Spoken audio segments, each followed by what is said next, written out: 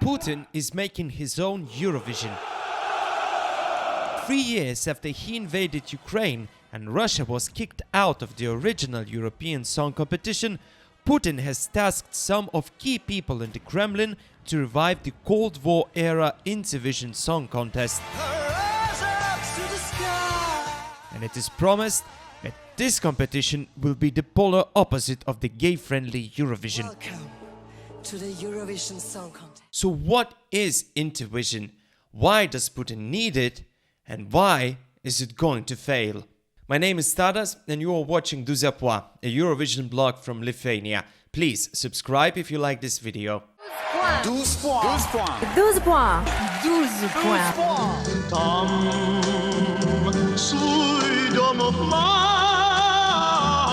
The Intervision Song Contest was a song competition inspired by Eurovision that kicked off in 1965 in Czechoslovakia as Golden Clef Intervision Contest.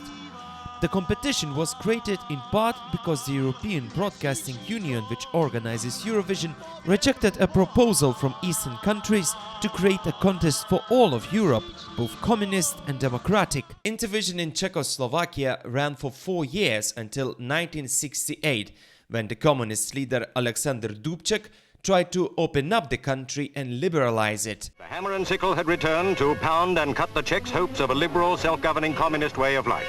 This liberalization led to an invasion by the Soviet Union and its satellites.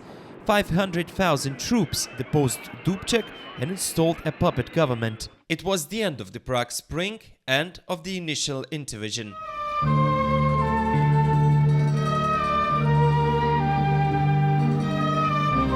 A decade later, the contest had a second go. In the late 70s, a popular Sopot festival in Poland was rebranded as Intervision.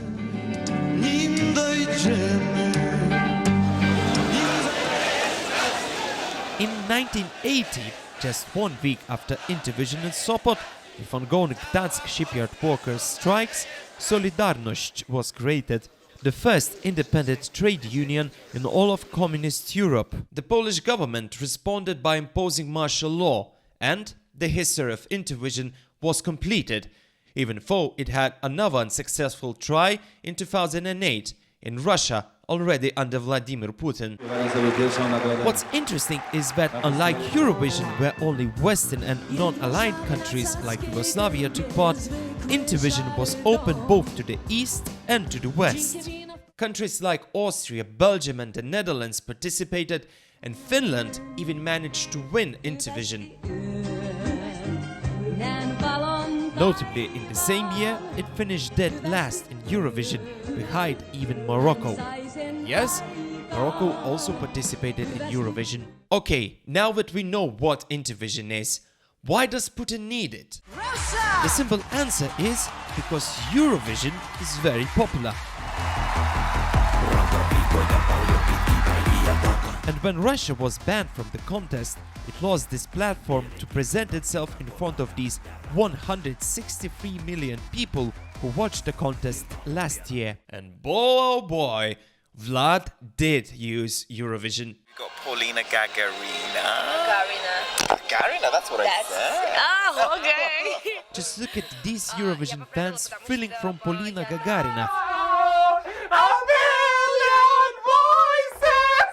What a beautiful woman, singing about peace, about the voice of millions of people, wearing all white, having Russia as the center of the world in the background, and all of that only 1 year after invading and annexing Ukrainian Crimea and starting a war in Donbass.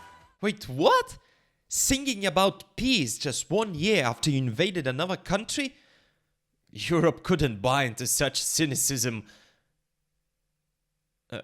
Could it? Russia. Russia. Russia. To Russia. Russia. Paulina Gagarina and Russia. Russia. Pour la Russie.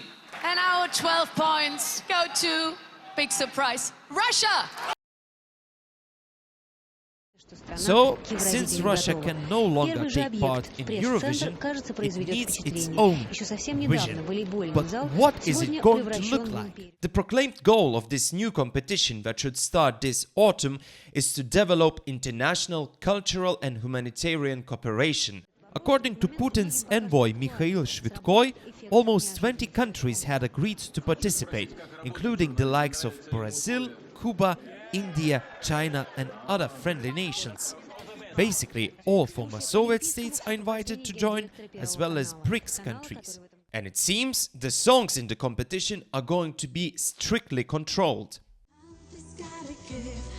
The Russian senator Lilia Gumerova told local media that Intervision contest would be a chance to promote real music and not fake values that are alien to any normal person.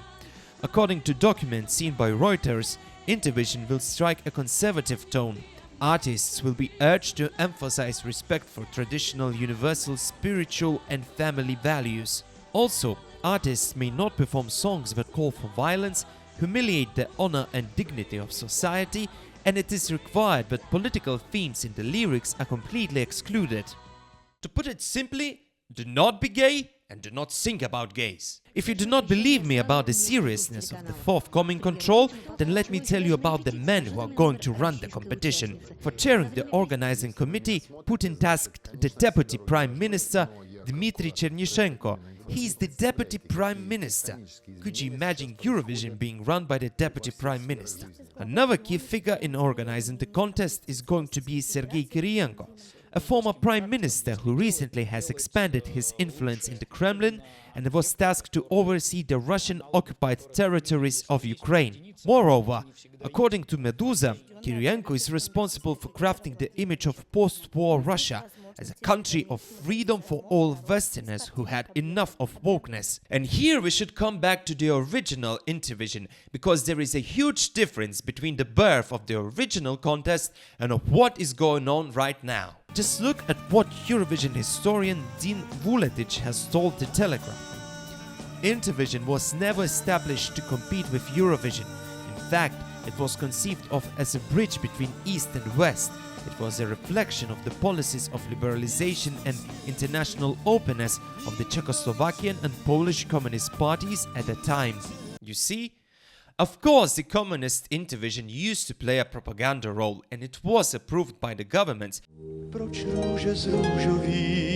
But the contest was created by the director of Czechoslovak television Jiří Pelikan, who aimed for more media freedom and was also one of the main figures of the Prague Spring liberalization.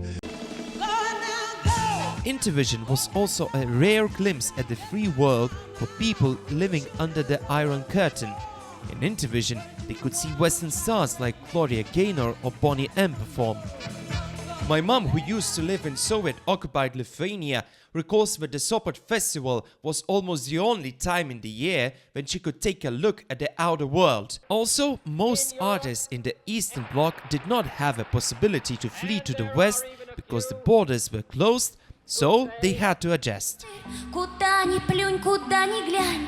Nowadays, it's not the case in Russia. Many artists have already left the country.